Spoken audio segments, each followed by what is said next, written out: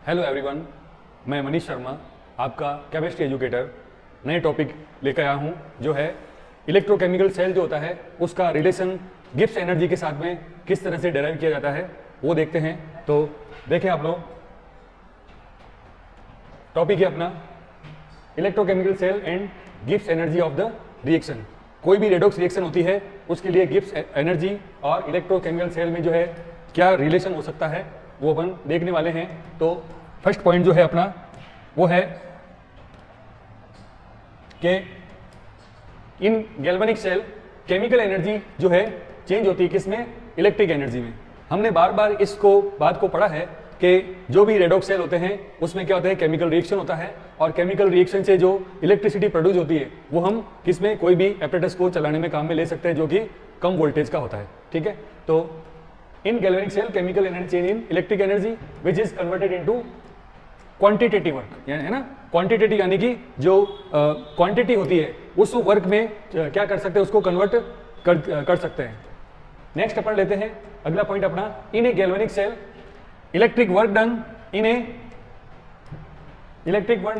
ए second, के एक second में कितना इलेक्ट्रिक वर्क डन हुआ है वो किसके बराबर होगा, is equal to the multiplication of electric potential E होता है और फ्लोइंग चार्ज क्या होता है, एफ होता है।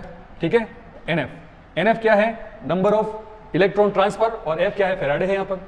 नेक्स्ट पॉइंट है अपना, when flow of charge is reversible, जो चार्ज का फ्लो हो रहा है वो जब रिवर्सिबल होता है उस कंडीशन में मैक्सिमम वर्क डन होता है किसमें, गैल्वेनिक सेल में, इन ए गैल्वेनिक सेल।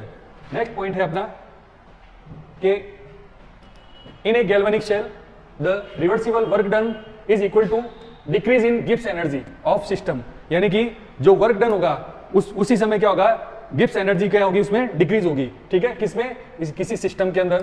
तो ये अपन बोलते हैं कि डेल्टा जी और यहाँ पे आपने आर लिखा है, ये क्या है, रिएक्शन है। तो क्या बोलेंगे, गिब्स एनर्जी ऑफ रिएक्शन जो किसके इक्वल हो जाएगा, एन क्या है, फ्लो ऑफ इलेक्ट्रॉन। ठीक है, एफ है फैराडे और ई क्या है, उस सेल का सेल पोटेंशियल।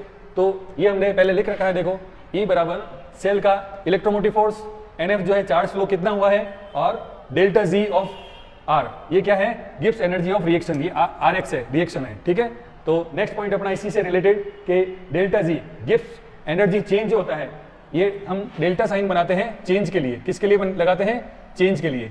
तो गिब्स एनर्जी चेंज होती है इस क्वांटिटेटिव प्रॉपर्टी, ये एक कैसी प्रॉपर्टी है, क्वांटिटी पर डिपेंड करती है ना। कुछ प्रॉपर्टी होती है जो क्वालिटी पे डिपेंड करती है और कुछ जो होती है वो क्वांटिटी पे डिपेंड करती है, और कुछ प्रॉपर्टी जो है उस सिस्टम की स्टेट कैसी है उसके ऊपर डिपेंड करती है।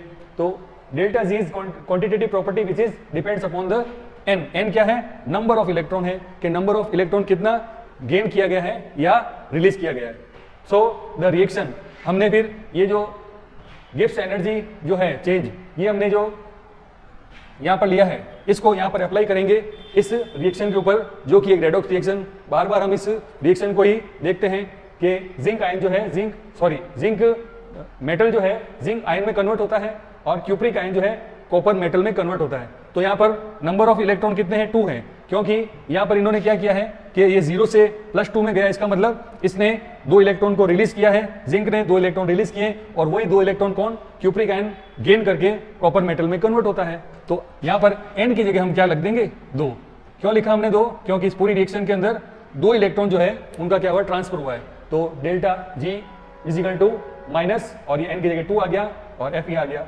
नेक्स्ट अपन देखते हैं, अगर यहाँ पर जो नंबर ऑफ फ्लो का इलेक्ट्रॉन है वो चेंज हो सकता है, कैसे हो सकता है चेंज, यहाँ पर 2 मोल ऑफ जिंक है और 2 मोल ऑफ क्यूप्रिक आयन है, जो जिंक कन्वर्ट हो रहा है यहाँ पर, जिंक कन्वर्ट हो रहा है यहाँ पर 0 से +2 ऑक्सीडेशन स्टेट में, और क्यूप्रिक आयन कन्वर्ट हो रहा है न्यूट्रल कॉपर मेटल के अंदर।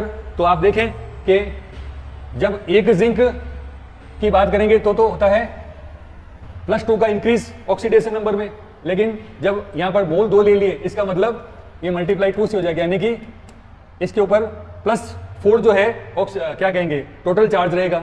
इसका मतलब है कि 4 इलेक्ट्रॉनों का क्या हुआ है, ट्रांसफर हुआ है इस कंडीशन में। तो यहाँ पर फिर डेल्टा जी हम कैसे लिखेंगे, -4 Fe।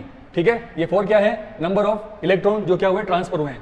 तो नेक्स्ट पॉइंट अपना कि when all reacting species converted into one unit in standard state then E cell जो होता है, उस समय ई सेल जो होता है किसके बराबर होता है, स्टैंडर्ड ई सेल के, ठीक है ना। तो स्टैंडर्ड ई सेल क्या हो गया अपने पास में, ई नॉट सेल जो हो गया उसे हम कहते हैं स्टैंडर्ड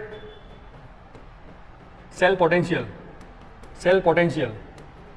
ऑफ अ सेल। किसी सेल का स्टैंडर्ड सेल पोटेंशियल जो होता है उसे अपन ई नॉट सेल बोलते हैं। तो यहां पर हो जाएगा E cell is equal to E naught cell, और इसको हम किस तरह से लिख सकते हैं कि डेल्टा जी नॉट, इसको क्या लिखा हमने, delta G not. Standard Gibbs free energy change जो है वो किसके इक्वल हो जाएगा, माइनस, क्योंकि ई नॉट सेल का वैल्यू जो होता है हमें नेगेटिव में मिलता है, ठीक है ना। तो यहाँ पे माइनस जो रिडक्शन पोटेंशियल बताता है, और n जो हो जाएगा अपने पास में नंबर ऑफ इलेक्ट्रॉन जो ट्रांसफर होते हैं, f जो है वो फैराडे कांस्टेंट हो जाता है 96,500, और उस सेल का ई नॉट सेल अगर पता करें तो हमें उस सिस्टम के लिए Gibbs standard Gibbs free energy को चेंज हम प्राप्त कर सकते हैं, ठीक है। और चलो, तो उम्मीद है ये वीडियो आपके लिए यूजफुल रहेगा। मिलते हैं नेक्स्ट वीडियो में।